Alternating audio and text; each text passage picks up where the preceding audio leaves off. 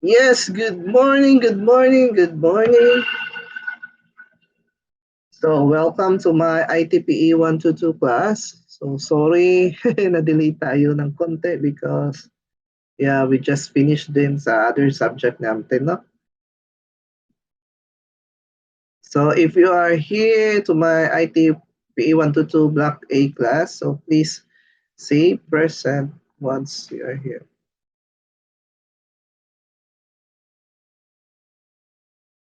Yan, saan tayo?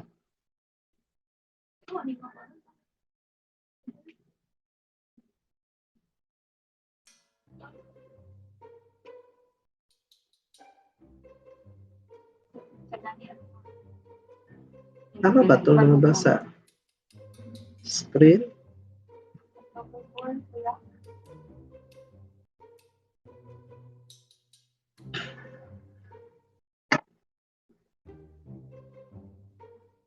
Mali yung share screen.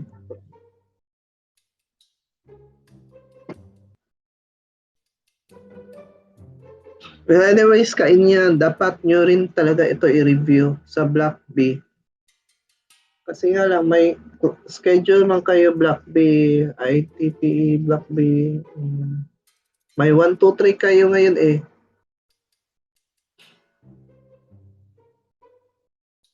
So I'll just check the attendance sa Block A. Then after the recording, Block B will rewatch. Then dyan pa kayo mag-attendance. No? Again, this is only for Block A. Pero kung may time na kayo, pwede na din kayo manood. No? We will wait muna sa kanila mga 5 minutes, then we will start.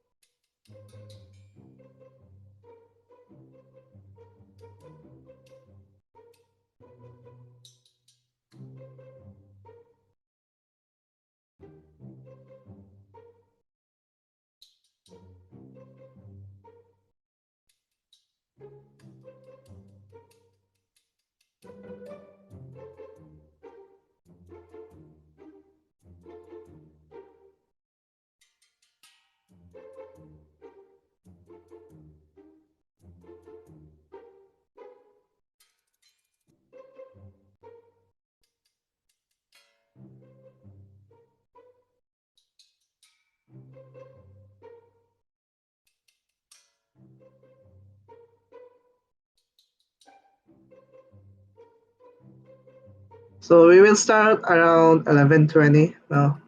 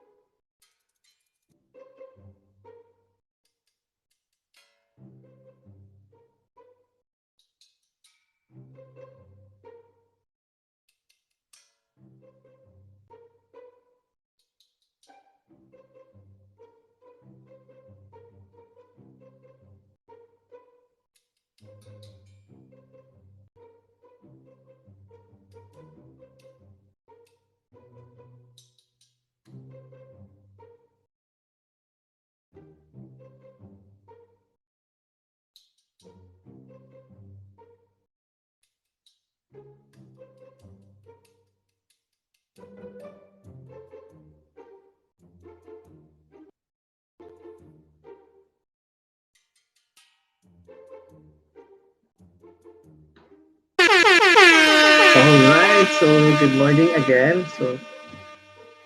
So enough muna tayo sa coding, no? Kasi this is also part of the yung we need to discuss talaga. Okay, so this morning we'll be discussing about guide to wireframing. So ano itong wireframing? Does anyone of you knows what the meaning of wireframing? Anyone? Dito sa LARC, alam niyo kung ano yung wireframing? No. Jason, alam mo kung anong ibig sabihin ng wireframing?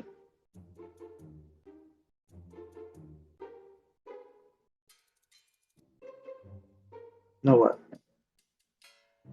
No, wala ginamino ni si Jason. Michelle? Mang, Yes. Yes, sir. so, have you heard wireframing? Wireframing, yeah. I think, sir, kay mura siya drafting.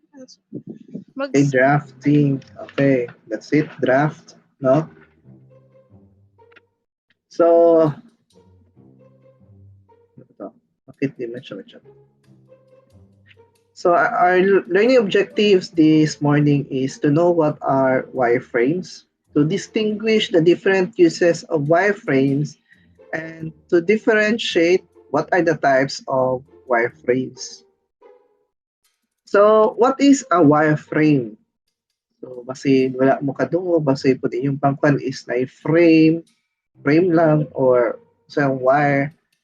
So wireframes is, think of a website wireframe like an architectural blueprint. So you need to see it in two-dimensional black and white diagrams. So before you understand how to build the actual house, similarly for a screen design, you can't start building components in Figma or Sketch or writing blocks of codes without knowing where the information is going to. So this is now your website, no? Then of course, ang website is composed of the header. So first thing you want to users to see is the header man dyan na, usually, di ba? Ang landing page, when we say landing page is pag add to na to sa isa ka website, mo na dyan ang pinakauna na makita. So usually is the header, then followed by the body, which is the content of our website. And lastly, footer, typically the less important stuff. So andun na yung mga linkable sa like sa social media sa imong company, no? Something less info lang yun siya. Then lahat ng info talaga, like sa isang newsletter, andun talaga makikita sa body. Okay? So this is now our website, no? Our wireframes. Kuha? Then at a deeper level, a wireframe is also very useful in determining how the users interacts with the interface. So for example, wireframes can contain various states of button or menu behaviors. So like this one. So like sa atong previous activity last Friday, so nakaabot na ta sa navigator. Muna, I need to discuss na this one kasi any moment or next week na dyan mag-start. But before we really start in making your business website or company's website, I need to know muna your plan or the blueprint of your website, which is what we call now the wireframes. No? So in here, sabi nga dito na in deeper level, no? So na siya magka-contain siya of various states of button in menu behaviors. So like this one, this is our navigation bar. So sa navigation bar pala, like dito sa about, meron pa palang insight to that. Dili lang dyan talaga about siya na page. No? So na siya overview, the theme, our mission, and jobs. So ganito. Okay? So wireframing is important because it allows the designer to plan the layout and interaction of an interface without being distracted by colors, typeface choices, or even copy. So I explained to to my clients that if a user cannot figure out where to go on a black and white wireframe, it doesn't matter what colors you eventually use. So a button has to be obvious even if it is not shiny or brightly colored. So like the foundation of a building, it has to be fundamentally strong before you decide whether to give it an expensive coat of paint. So ganun ang wireframe. So I have here example. Yeah, this is by Jesse James Garrett, The Elements of User Experience. So we have the surface, the skeleton, the structure, the scope, and strategy. So na siya ay concrete to abstract. So the surface brings everything together visually. So what will the finished product look like? So kani sa surface na part, mao na ni atong makita, no? Baga the finished product. So mao na ni atong website na atong gi-propose. Now the skeleton makes structure concrete. What components will enable people to use the site? The next, the structure gives shapes to scope. How will the pieces of the site fit together and behave? Then scope, yung second to the last bottom. So transform strategy into requirement. What features will the site need to include? So like for example, login. Unsa may features sa login? Michelle, unsa may features sa for example sa login na type? Unsa may features na diha?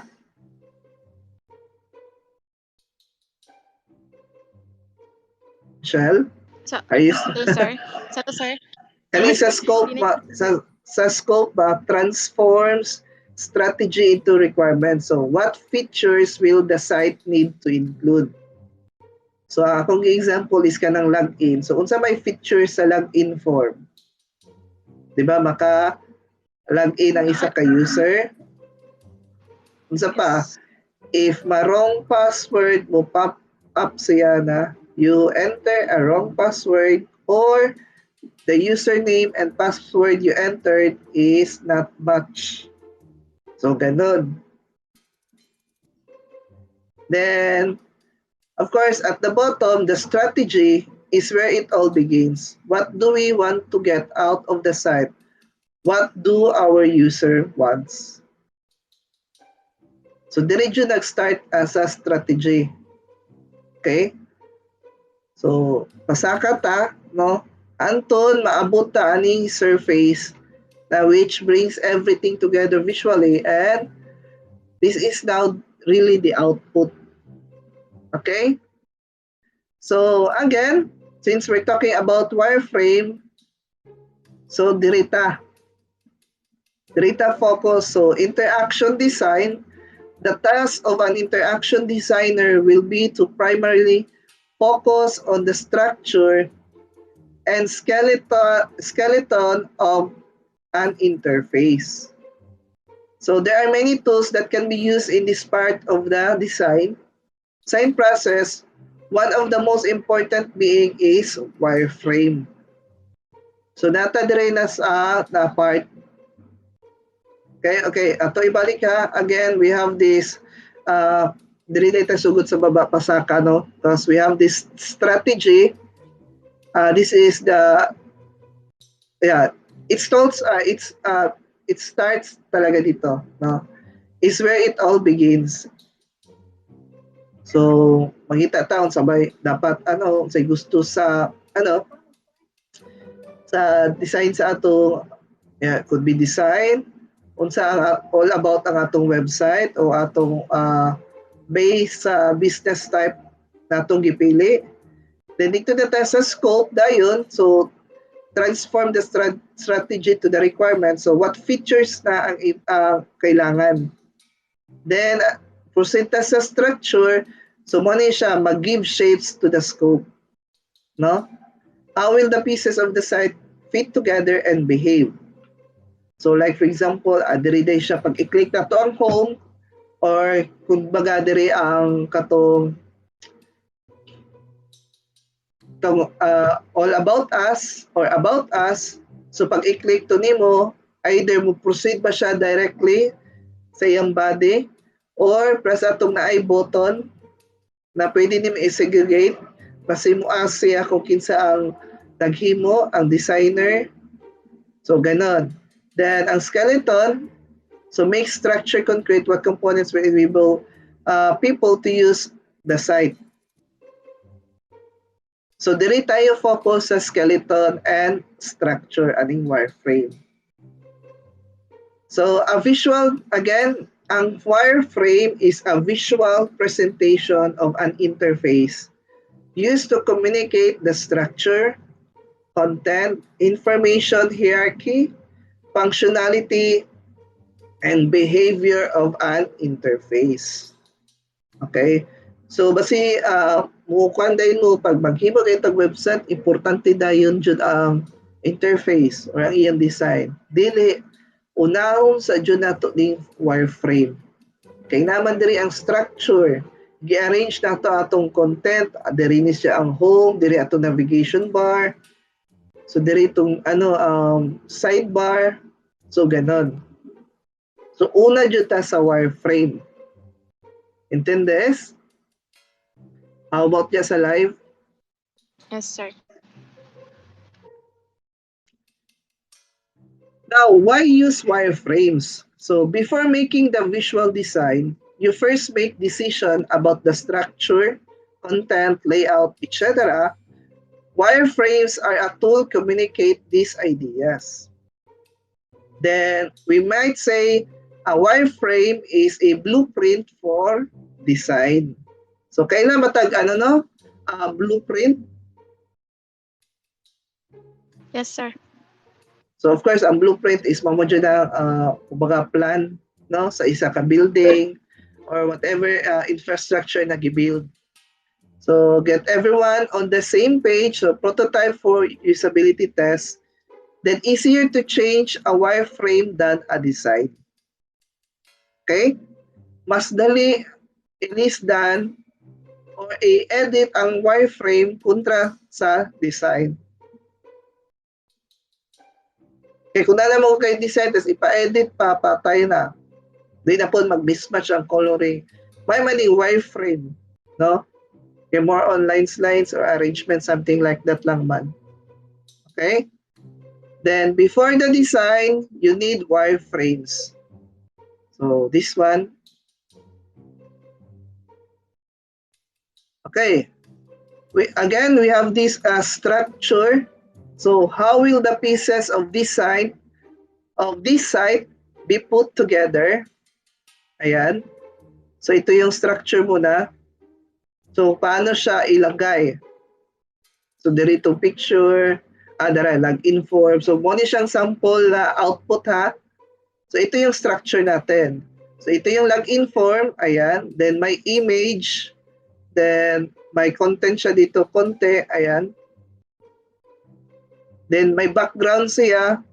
Pag mag-image gani, butangan na siya square. Then, butangan X. Ayan mo kalimutan pasabutan na image na siya. So, this one. So, it's happen na dako ang iyang image. Ayan. Then, another one na po dito. So, nasa yung mga pictures. Then, picture, picture ni siya, rectangle. Then, na po dire sidebar niya. Ayan. So, again, structure, how will the pieces of the site be put together? So, this one.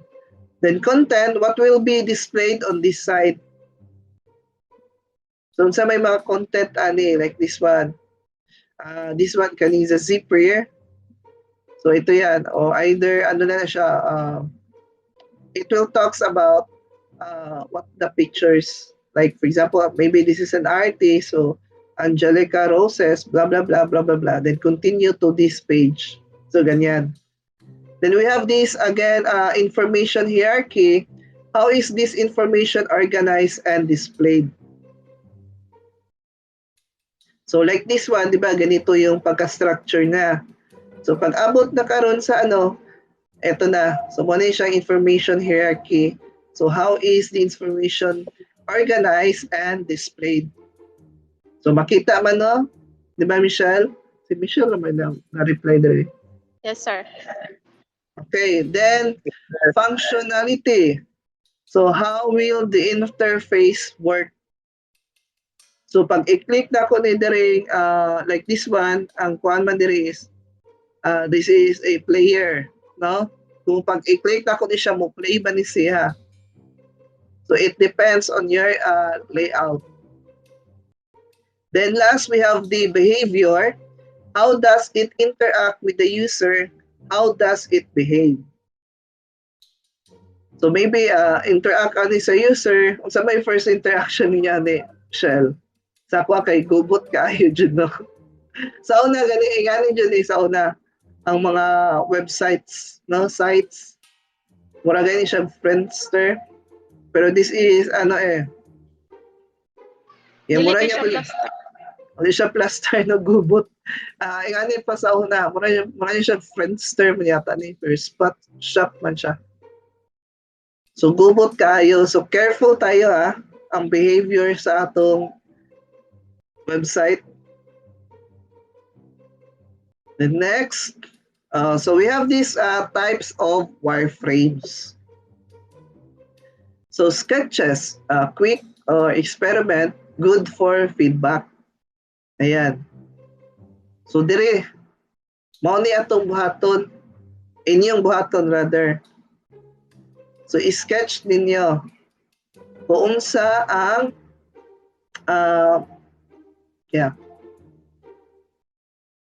Then pati na ang functionality. Pag i-click na ko ning home unsay kalabasan.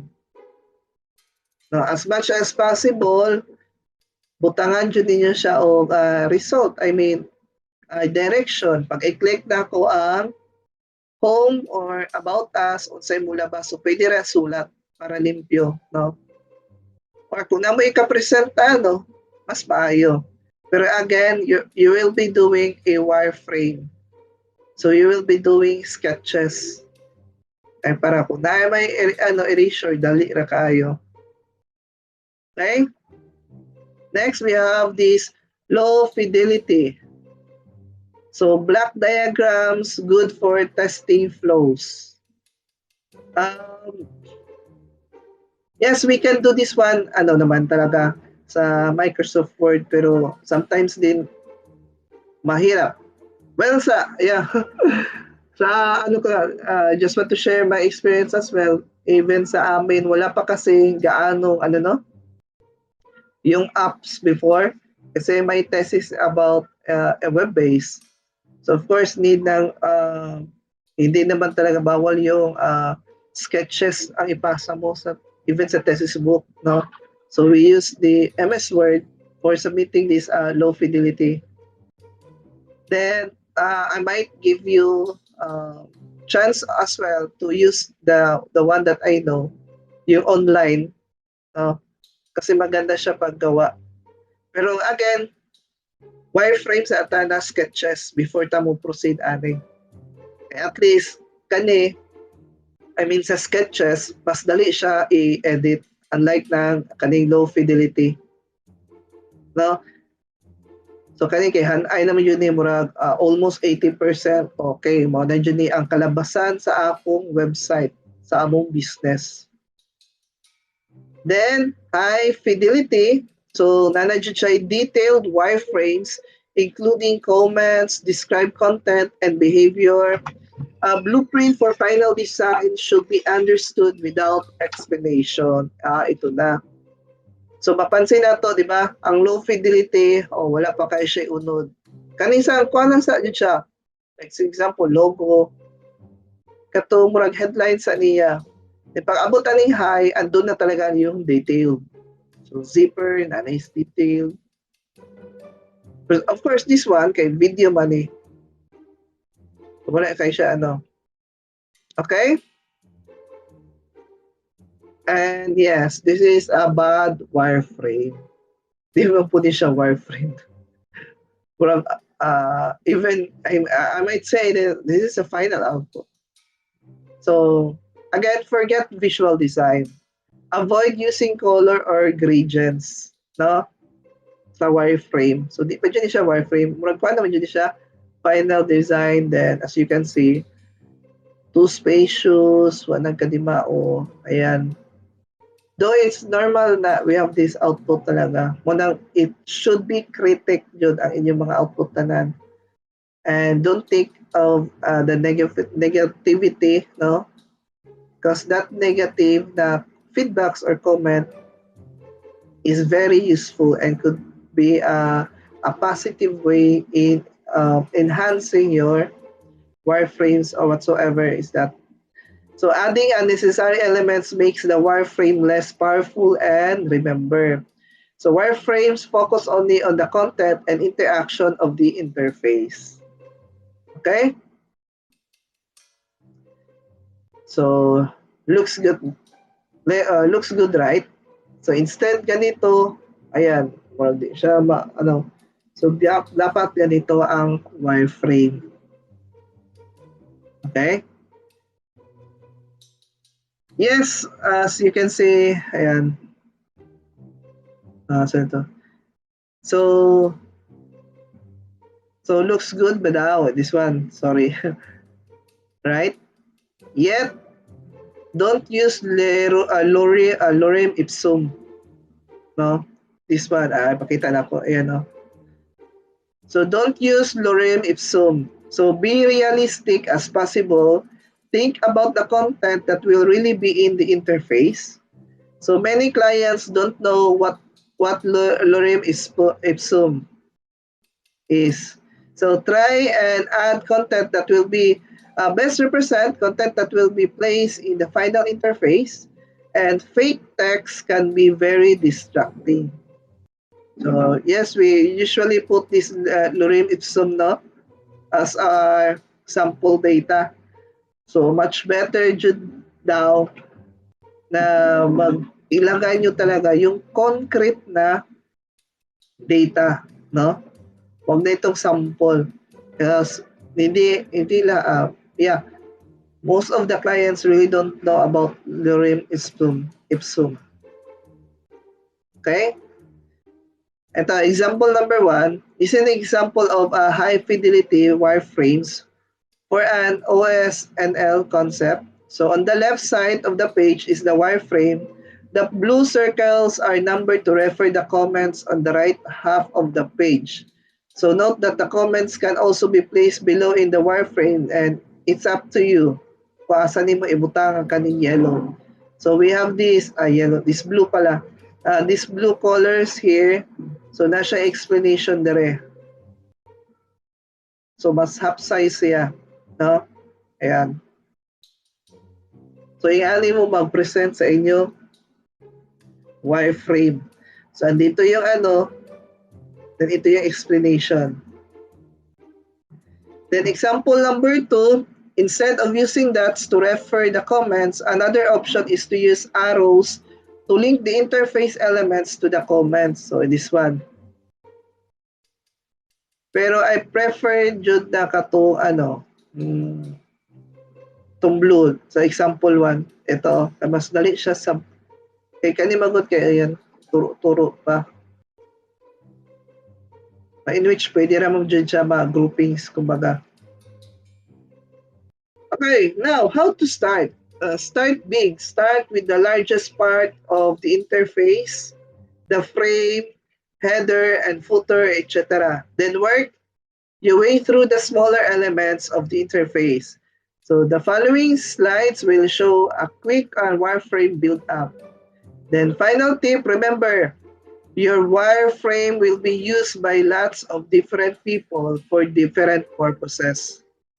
So we have the designers, developers, project leaders, usability testers, and pinakalas ang client. So be as clear as you can in making your wireframe. Okay, kung dili na siya klaro, daghay kuti. Number 1 pa, sa second step pa lang ka, wala na.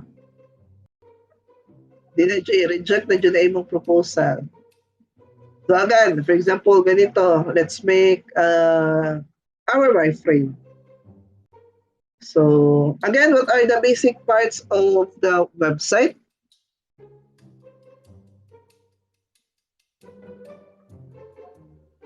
Michelle, kaning kauban ako sa LART. Yes, sir. Yes, sir. So what are the basic part of a website? Na common na to makita.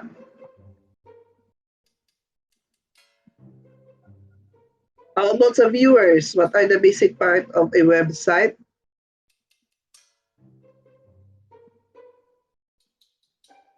Header, sir. Body. Ayan, so thank you, Linielo. So of course, we have our header, the body, and the footer. So mo dyan ang turo, no? Pinaka ko ano, default niya. Okay, so let's start with, ayan, let's start with our header.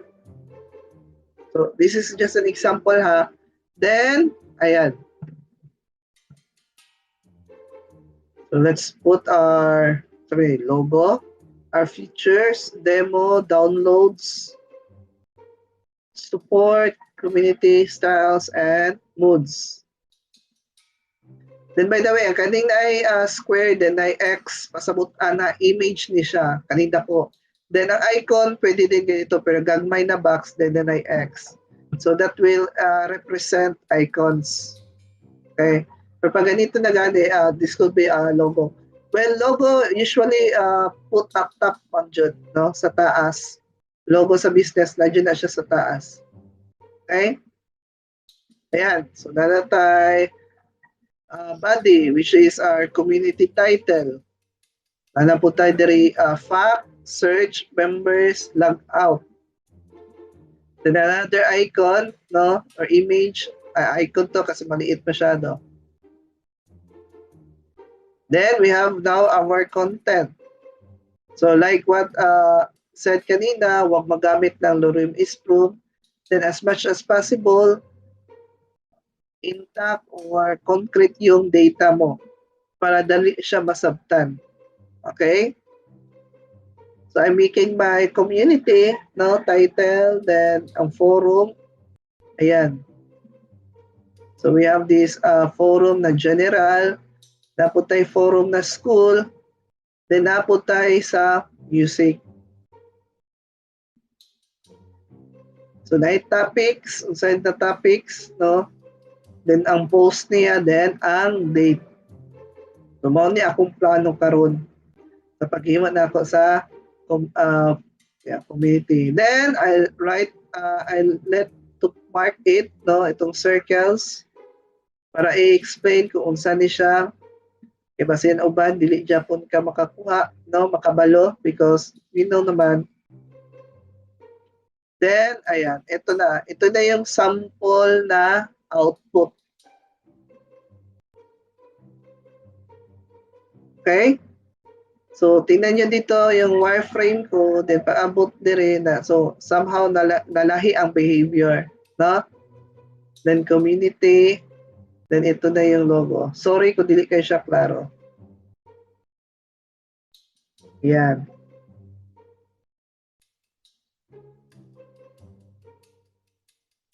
Okay? That's it.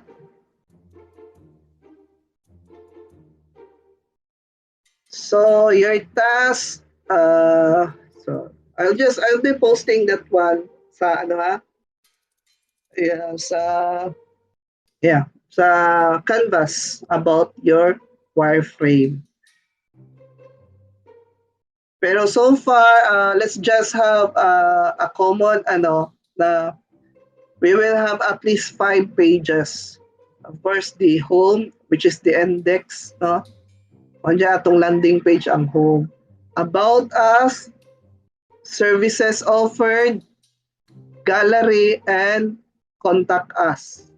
So, mora na 5 ha? Kasi makalimot mo. Well, ako po i-post sa Canvas. Again, we have our home, about us, services offered or services, then gallery, then contact us. With that 5 pages, unsa ang naa diha na mga details, no? So you need to create a wireframe for your business. Okay? Kuha? Mangko? Yes, sir. Sir, if mag-wireframe me, sir, what type, sir? Low, medium, or... Again, sketch muna tayo. Sketch. Then, pag once ma-approve ko na, kasi nakita ko na okay na siya, diretso na ta, di na ta mag-low, mag-high fidelity na ta. Then, let's just use na lang the MS Word or my software man doon sa school pero hindi kasi ano. Well, kasi may nakita din ako ng website, no, na gumagawa talaga ng wireframe na high fidelity. No? So, I let you know na lang. But for now, let's have muna a sketch. No? We will see if magaling ba yung mag-sketch. Again, don't you worry, kaya sketch. Pero please, you know naman, di ba? Like what my topic said, dadaan yan sa hindi lang ka client, no? Since si client talaga ang last, no?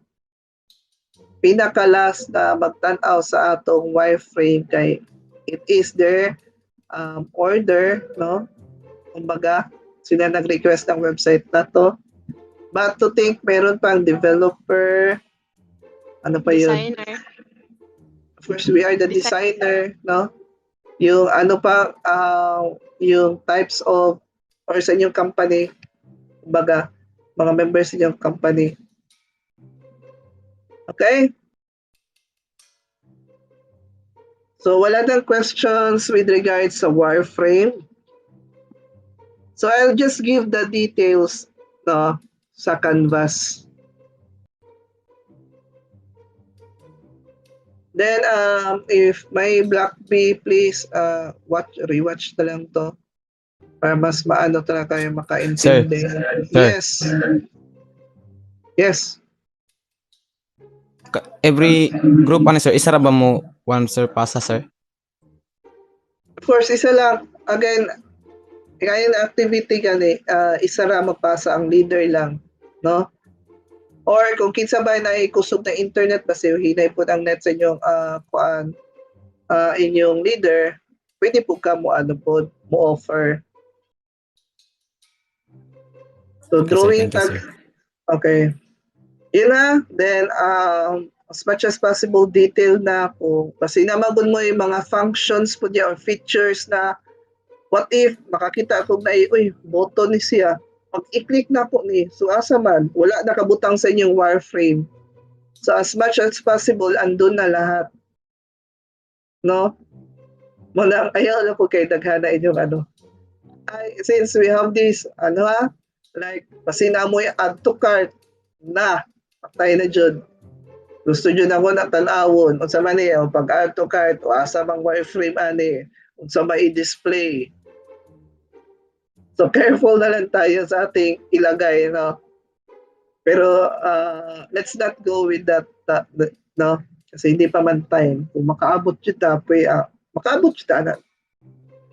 So, ano lang dyan, expect for a revision din. Kasi nga, will be, most of our proposal talaga is on business type.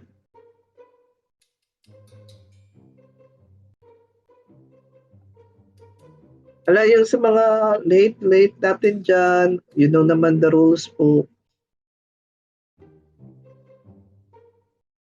Okay, wala nang katanungan with regards sa wireframe. Baka meron pa, kasi may i-add pa ako na announcement din.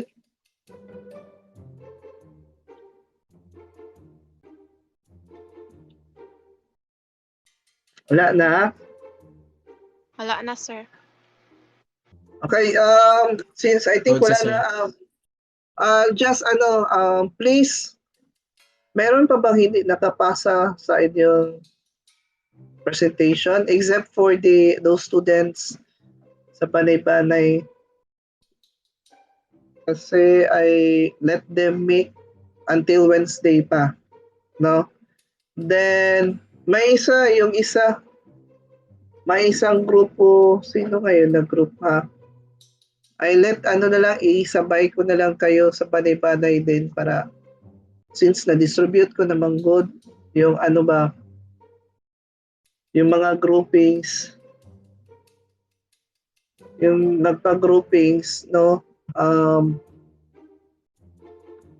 So pwede dito na lang po sa kamo na at least ang panay-panay dalawa lang mo siya. So kamo na lang pagtanong sa isa't isa, kamo tulo. No? Then again, please, if may nagtanong sa inyong project proposal, no, kung bantayin ninyo kay any moment right now or this week, the third year IT juniors will also ask, no, because somehow lang kasi may similar kayo na activity. So let's have a collaboration, no?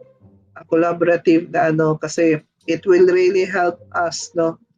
Kundi lang sa inyong classmates, pati din sa ibang tao, no? Para mas gumana yung business ninyo ba? Excuse me. So, ganun talaga ginagawa ko, no? Para basahin na pa yung mga possible na questions or corrections sa inyong services.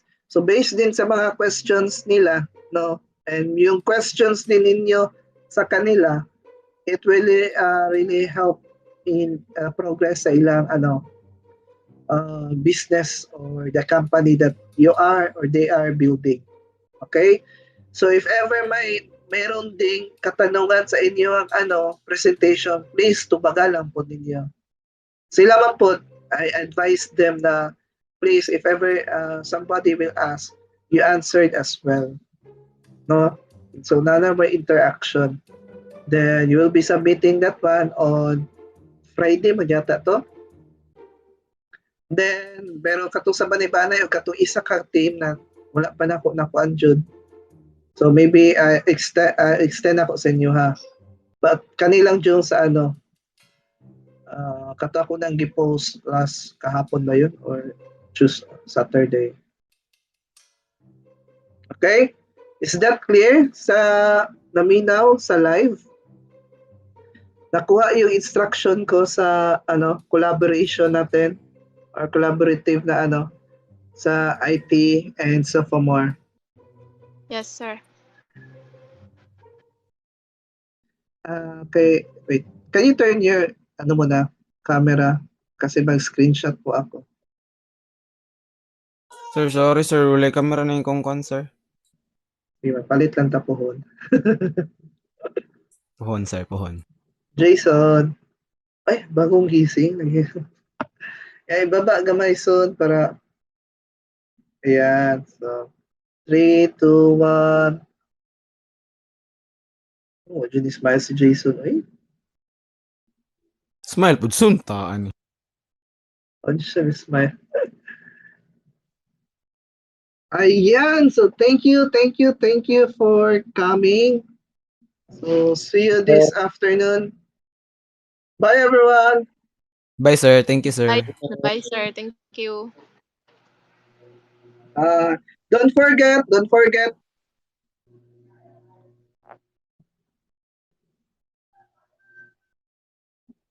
Muna, sir. Bye.